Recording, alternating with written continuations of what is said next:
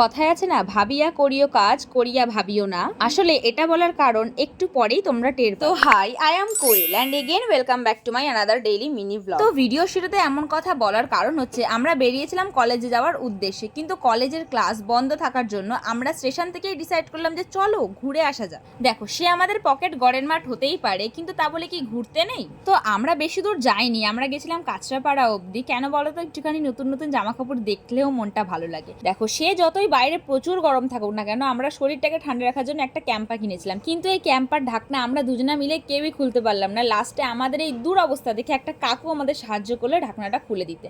না মানে ক্যাম্পার ওনারদের কাছে আমার একটা রিকোয়েস্ট আছে, প্লিজ আমাদের মতো মানুষের জন্য ঢাকনাটা একটু কম টাইট করুন। তো যাই হোক, একটুখানি ঠান্ডা খেয়ে মনটাকে ঠান্ডা করে আমরা বেরিয়ে পড়েছিলাম ঘুরতে। আর হ্যাঁ, এই ব্লগটার মধ্যে সবকিছু দেখানো যাবে না, তাই এটার পার্ট 2 আসবে পরে। সেই জন্য ইউটিউব থেকে দেখলে সাবস্ক্রাইব করে নাও, আর ফেসবুক থেকে দেখলে ফলো।